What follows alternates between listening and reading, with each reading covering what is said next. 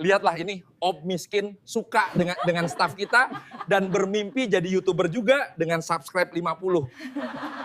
Look at this poor Obi who loves our staff. Suara mesin jahit berdentum bersahutan di seluruh ruangan. Bau kain baru bercampur keringat pekerja memenuhi udara. Di sudut paling sepi, seorang pria muda berseragam abu-abu menyapu lantai dengan ritme tenang.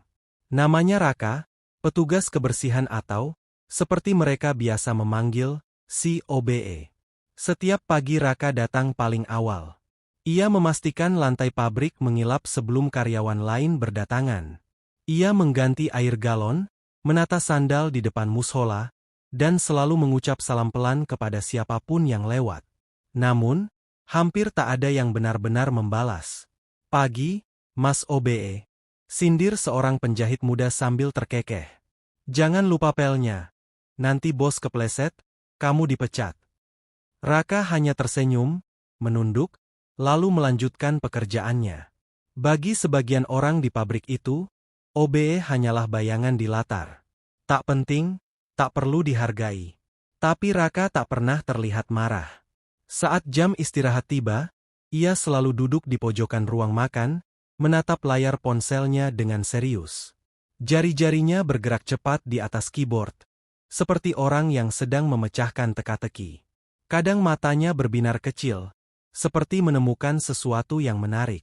Beberapa karyawan memperhatikan dengan heran. "Heran, OB kok pegang HP terus? Main Mobile Legends kali ya?" Celetuk seseorang.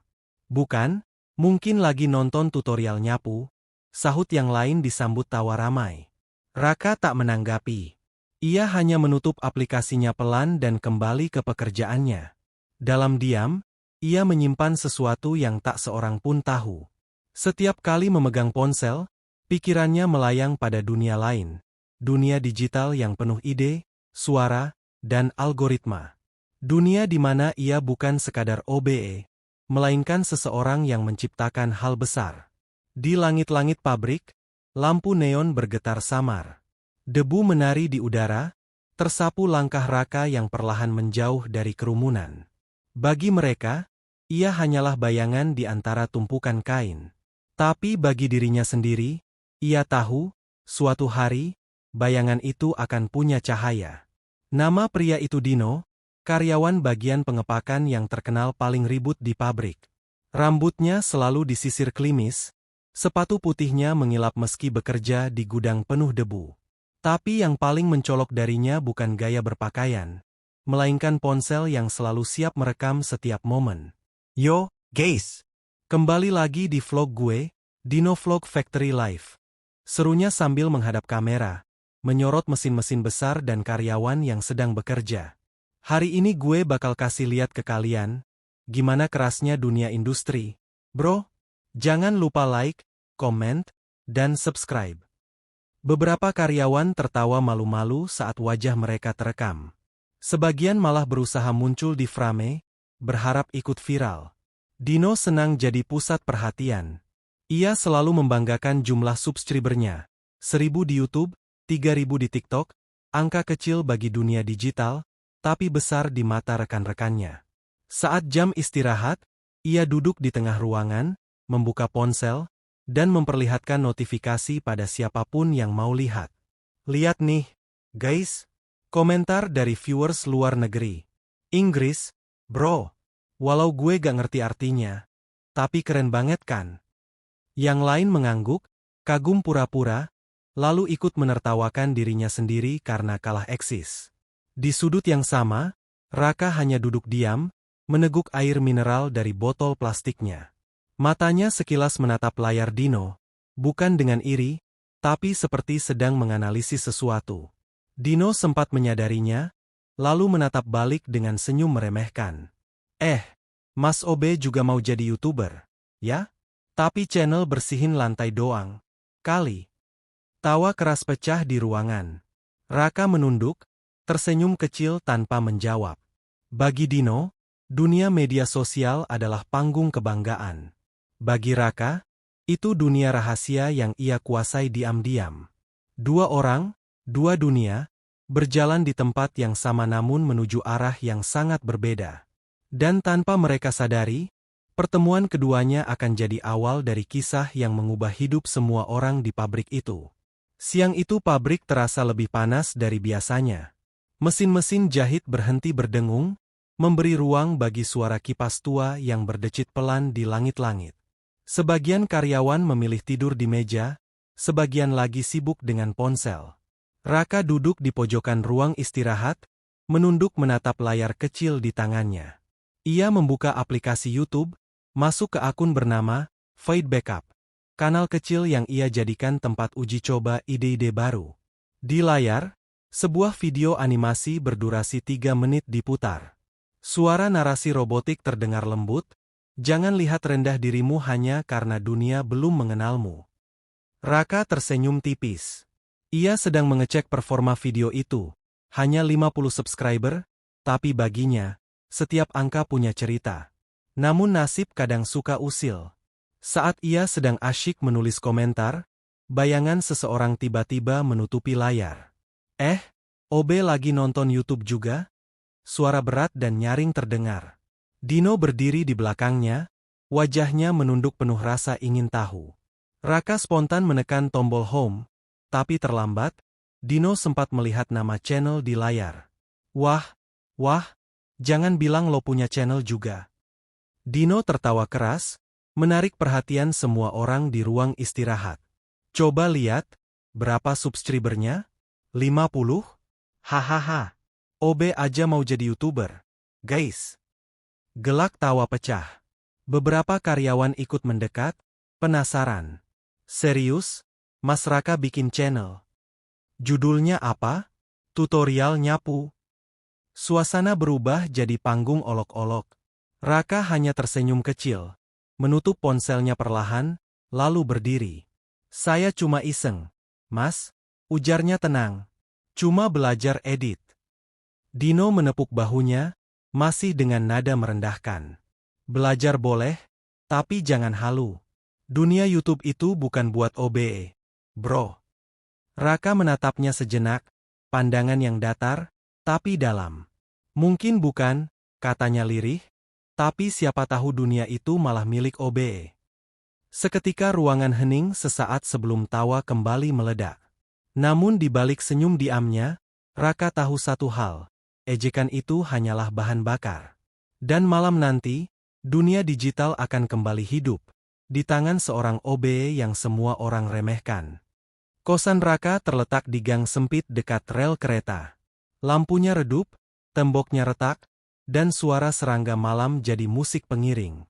Tapi begitu Raka membuka pintu kamarnya, suasana berubah total. Di dalamnya ada dunia lain. Meja kerja rapi, laptop canggih dengan 3 layar, mikrofon kondensor, dan dinding penuh coretan ide. Raka menyalakan laptop, dan layar-layar itu langsung hidup, menampilkan deretan folder dengan nama seperti Fade_Anim Project, I_Story_Voice, dan Data Engagement 2025. Tangannya lincah mengetik perintah, membuka software editing yang kompleks. Di sana, karakter animasi tanpa wajah muncul, tokoh utama dari channel MR Void, sosok misterius yang viral di YouTube dan TikTok. Suara Raka terdengar pelan, tapi penuh keyakinan.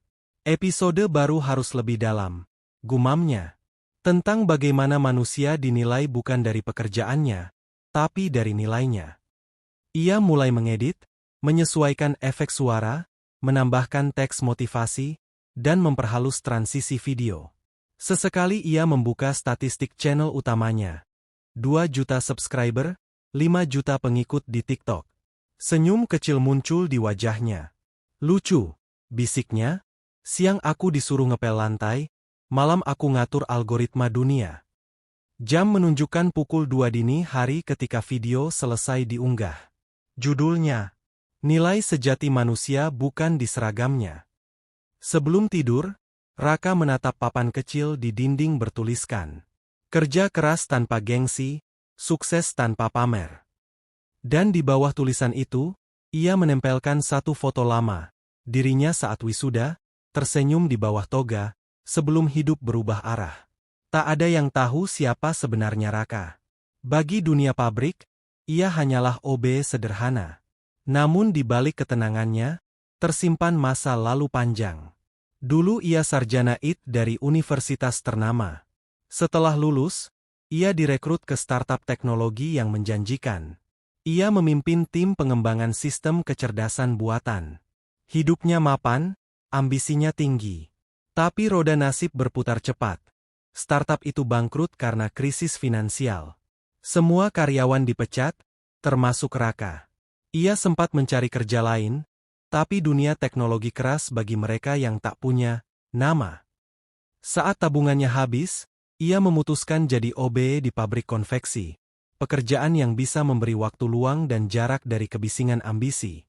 Namun otaknya tak bisa diam. Ia mulai meneliti cara membuat konten berbasis AI. Menciptakan karakter digital yang bisa berbicara dan berinteraksi tanpa memperlihatkan wajah asli. Ia menulis skrip, membuat animasi, dan mengunggah video pertamanya hanya dengan laptop bekas.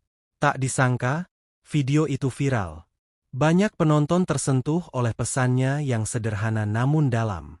Sejak itu, Raka hidup di dua dunia. Dunia nyata yang keras dan penuh pandangan sinis, serta dunia maya yang penuh apresiasi dan rasa hormat. Ia tak butuh ketenaran, cukup tahu bahwa pesannya bisa mengubah hidup orang lain. Kadang, saat menyapu lantai pabrik, ia tersenyum sendiri. Lucu juga, pikirnya, orang menghina OB, tapi tiap malam mereka nonton videoku dan bilang terinspirasi. Setiap pagi, Raka mengenakan seragam abu-abu lusuhnya, menyiapkan air galon, dan tersenyum pada semua orang yang bahkan tak ingat namanya. Setiap malam, ia mengenakan headset, duduk di depan layar, dan menjadi Mr. Void, sosok misterius yang dihormati jutaan orang karena kebijaksanaannya. Dua dunia itu benar-benar bertolak belakang. Di pabrik, orang menertawakan setiap langkahnya. Di dunia maya, jutaan penggemar menunggu kata-katanya. Lucunya, di antara dua dunia itu, Raka justru merasa tenang. Ia tahu siapa dirinya di balik keduanya. Namun, rahasia besar seperti itu tak mungkin bertahan selamanya. Suatu malam, saat mengecek komentar terbaru, Raka membaca satu kalimat aneh. "Aku kerja di pabrik, dan suara di videomu mirip banget sama OB di tempatku." Jantungnya berdebar. Ia segera menutup layar, memikirkan kemungkinan terburuk. Keesokan paginya di pabrik, tatapan orang-orang terasa berbeda. Mungkin hanya perasaannya. Tapi di tengah deru mesin dan bau kain, Raka mulai sadar. Batas antara dua dunia itu mulai retak. Dan di balik retakan itu, masa depannya menunggu untuk muncul ke permukaan. Di antara ratusan wajah yang lalu lalang di pabrik itu, hanya satu yang selalu membuat Raka menatap sedikit lebih lama, Alia. Staf administrasi berwajah lembut, rambutnya selalu diikat rapi, dan tutur katanya menenangkan. Berbeda dari yang lain, Alia tidak pernah meremehkan Raka. Ia selalu menyapa dengan tulus, bukan sekadar basa-basi. "Mas Raka, terima kasih ya udah bantu bersihin ruanganku kemarin," katanya suatu pagi. Raka tersenyum kaku. "Iya, Mbak. Sama-sama. Ngomong-ngomong, kamu suka banget ya sama teknologi? Aku sering lihat kamu ngetik cepat di HP waktu istirahat." Raka sedikit kaget, lalu menjawab pelan, "Iya, cuma hobi kecil aja." Sejak saat itu, mereka sering berbincang singkat, kadang soal musik, kadang soal film. Alia suka mendengarkan, Raka suka bercerita tanpa sadar. Ada ketenangan setiap kali mereka berbagi percakapan kecil itu, seperti jeda di antara kebisingan dunia pabrik. Namun, di balik kehangatan itu, Raka tahu posisinya. Ia hanya OB. Tak pantas berharap banyak. Tapi rasa itu tumbuh diam-diam, seperti bunga yang menembus debu di lantai pabrik. Setiap kali melihat Alia tersenyum, ada dorongan kecil dalam dirinya untuk berubah, atau setidaknya, diakui bukan karena status, tapi karena hati. Suatu sore, saat hujan rintik membasahi halaman, Alia meminjamkan payungnya. "Nanti kedinginan, Mas." Raka menerima dengan gugup. "Terima kasih, Mbak Alia." Ia berjalan pulang sambil menatap payung itu. Biru muda, sederhana, tapi baginya terasa seperti simbol perhatian pertama yang tulus dalam waktu lama. Dan malam itu, di depan layar laptopnya, Mr. Void membuat video baru berjudul "Kadang, satu kebaikan kecil bisa mengubah seluruh dunia seseorang." Hari itu, langit cerah, tapi hati Raka berdebar tak karuan. Ia berdiri di halaman belakang pabrik, menggenggam secari kertas kecil berisi tulisan tangannya sendiri, pengakuan singkat yang sudah ia ulang puluhan kali di depan cermin. Ketika Alia lewat, ia memberanikan diri. "Mbak Alia, boleh sebentar?" Suaranya pelan tapi mantap. Alia menoleh, tersenyum lembut. "Ada apa, Mas Raka?" Raka menatap tanah, lalu berkata dengan nada gemetar. Saya suka sama Mbak Alia." "Nggak harus dibalas, saya cuma pengen jujur." Beberapa detik hening. Namun sayangnya, tak jauh dari mereka, Dino dan dua karyawan lain sedang merekam konten iseng. Mereka mendengar semua. OB nembak staf, guys!" teriak Dino sambil tertawa keras. "Gila, sadar diri, bro. Hahaha." Tawa itu menular, memecah kesunyian. Alia terpaku, wajahnya bingung antara kaget dan kasihan. "Mas Raka, aku," katanya pelan, tapi suaranya tenggelam di antara ejekan.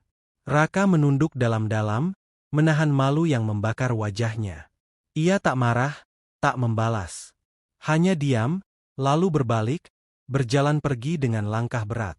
Di belakangnya, tawa masih bergema, sementara Alia menatap punggungnya dengan perasaan bersalah. Ia ingin menjelaskan, tapi suasana sudah kacau.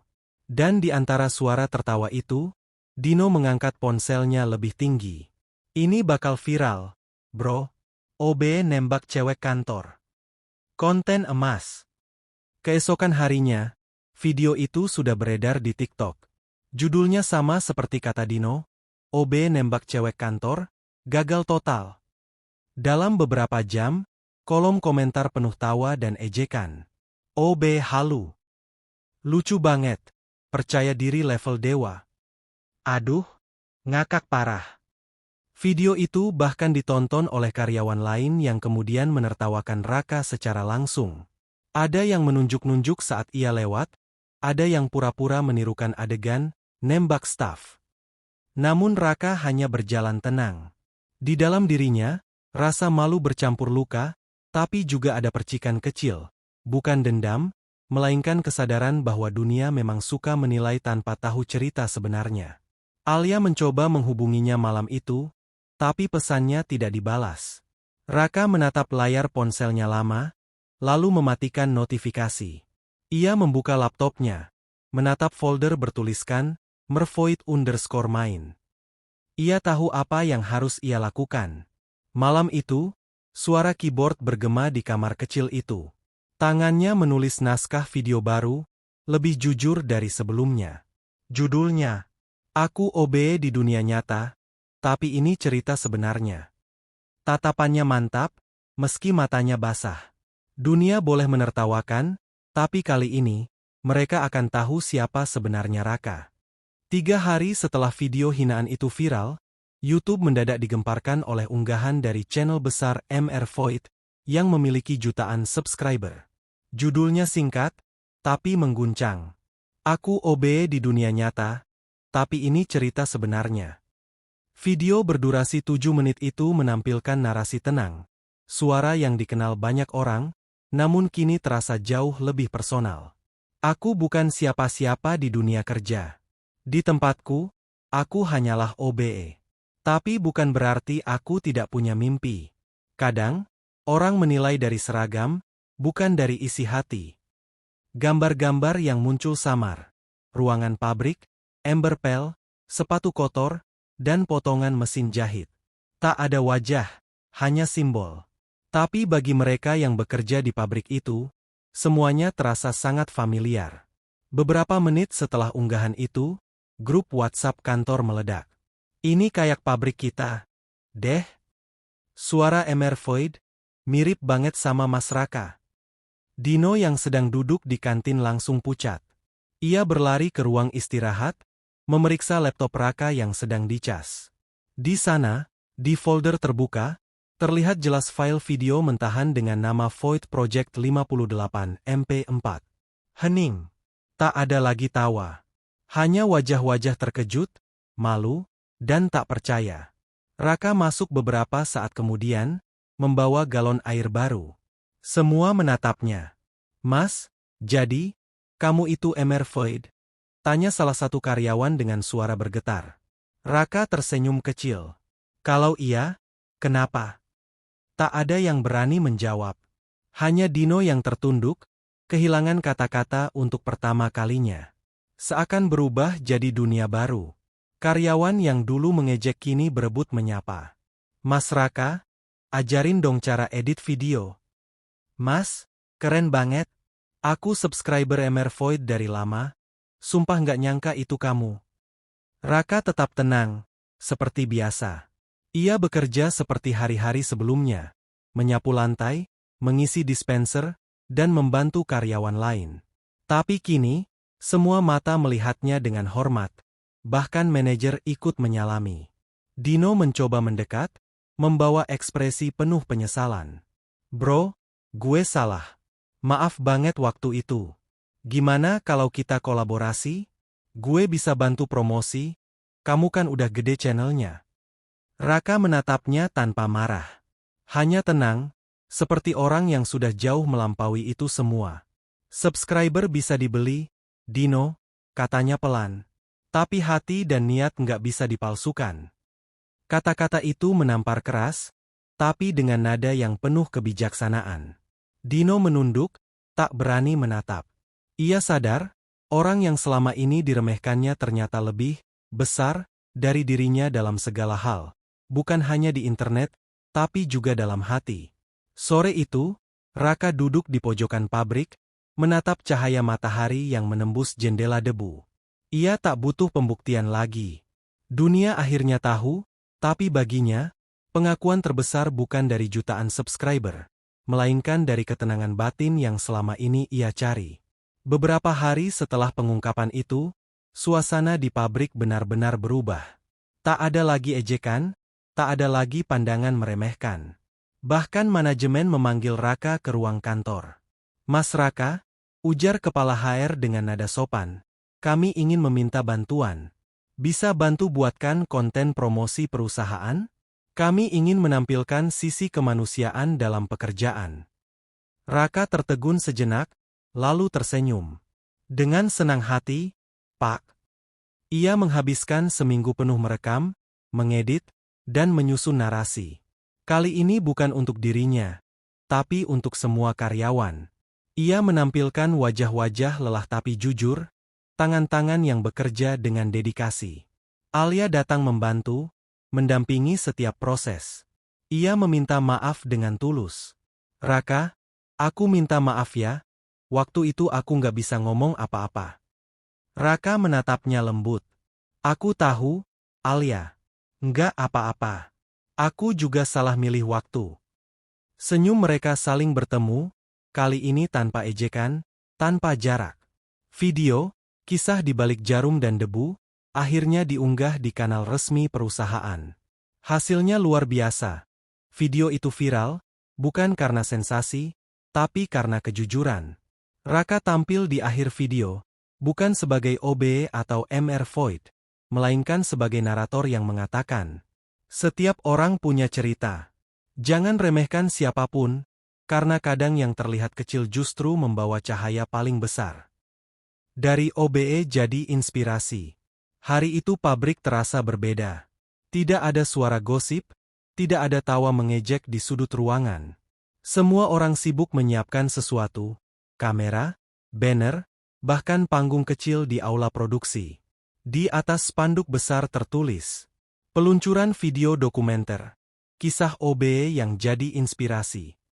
Raka berdiri di belakang panggung, mengenakan seragam abu-abu yang sama seperti hari-hari biasa. Bedanya, kali ini tatapan semua orang yang melewati dirinya penuh hormat. Tak ada lagi, Mas OBE, yang disepelekan. Hanya, Mas Raka, sosok yang kini mereka kagumi. Ketika lampu ruangan diredupkan, layar besar mulai menayangkan video dokumenter yang disutradarai Raka sendiri. Musik lembut mengiringi adegan-adegan yang begitu akrab. Karyawan menjahit, operator mesin tertidur di atas meja, dan Raka yang sedang mengepel lantai sambil tersenyum. Lalu muncul narasi suaranya. Dulu aku bekerja di tempat ini hanya untuk bertahan hidup. Tapi di balik suara mesin dan tumpukan kain, aku belajar sesuatu. Bahwa kerja keras tak selalu butuh pengakuan, dan kebaikan tak selalu butuh sorotan. Semua mata terpaku pada layar.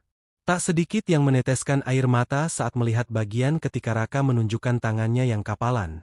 Tangan yang sama yang dulu mereka remehkan, tapi kini menghasilkan karya yang menginspirasi jutaan orang. Dino duduk di barisan belakang, menunduk sepanjang pemutaran. Setelah acara selesai, ia menghampiri Raka dengan mata berkaca-kaca. Mas, gue malu banget. Gue dulu keterlaluan. Raka menepuk bahunya pelan. Nggak apa-apa, Din. Kadang, kita baru sadar setelah bikin kesalahan. Yang penting, kita berubah. Kata-kata itu sederhana, tapi bagi Dino, terasa seperti pengampunan yang ia butuhkan selama ini. Manajer pabrik maju ke depan panggung. Saudara-saudara, katanya, hari ini kita belajar banyak dari seseorang yang selama ini kita pandang sebelah mata. Mas Raka bukan cuma pekerja teladan, tapi juga pengingat bahwa nilai manusia tak ditentukan dari jabatannya. Tepuk tangan bergema, panjang dan tulus. Beberapa bulan berlalu. Video dokumenter itu viral di seluruh platform. Media nasional menulis artikel berjudul, OBE yang menjadi inspirasi dunia digital. Banyak perusahaan mengundang Raka sebagai pembicara tamu, tapi ia menolak dengan sopan. Ia masih datang ke pabrik setiap pagi, masih membawa pel, galon air, dan senyum yang sama. Namun kini, setiap kali ia lewat, orang-orang berdiri memberi hormat, bukan karena popularitasnya, tapi karena ketulusan yang terpancar dari dirinya. Alia kini sering menemani Raka. Mereka duduk di taman kecil di belakang pabrik setiap sore, berbagi cerita dan rencana. Aku masih nggak percaya, kata Alia suatu kali, orang yang dulu aku lihat nyapu sekarang punya penggemar jutaan. Raka tertawa kecil. Aku juga masih nggak percaya. Ada orang secantik kamu yang mau nemenin OBE. Alia memukul pelan lengannya. Bukan OBE, tapi Raka. Aku nggak peduli kamu kerja apa. Aku lihat siapa kamu sebenarnya. Sejak itu, mereka tak terpisahkan. Hubungan mereka tumbuh sederhana, tanpa drama, tanpa gengsi. Raka tetap berkarya lewat MR Void, tapi kini ia tak lagi menyembunyikan identitasnya. Ia muncul di salah satu video, bukan sebagai karakter misterius, melainkan sebagai dirinya sendiri, mengenakan seragam abu-abu yang sama, berdiri di depan pabrik tempat semuanya dimulai. Aku bukan siapa-siapa, katanya dalam video itu. Aku cuma seseorang yang pernah diremehkan, tapi memilih tetap bekerja dan bermimpi. Jika kamu sedang berada di titik paling rendah, percayalah, mungkin itulah tempat terbaik untuk mulai naik. Video itu menjadi viral luar biasa. Komentar datang dari seluruh dunia. Aku menangis nonton ini. Dia bukti kalau kebaikan dan kerja keras masih nyata. Aku juga OBE, dan sekarang aku bangga dengan pekerjaanku. Beberapa minggu kemudian, Raka menerima paket kecil dari salah satu penggemar. Isinya, miniatur ember dan pel dari logam, dengan tulisan di bawahnya. Simbol kerja keras yang tidak pernah kotor meski di tangan yang lelah. Ia tersenyum, memajangnya di meja kerja di kosannya, di samping laptop yang kini sudah penuh stiker bertuliskan motivasi. Di dinding, papan yang dulu bertuliskan, Project I Channel, 2M Subs, 5M TikTok, kini diganti dengan kata-kata baru. Hidup bukan tentang seberapa tinggi kamu dilihat, tapi seberapa dalam kamu bisa berarti. Malam itu, sebelum tidur, Raka membuka jendela kamarnya. Udara malam masuk, membawa suara mesin jahit dari pabrik yang masih bekerja lembur.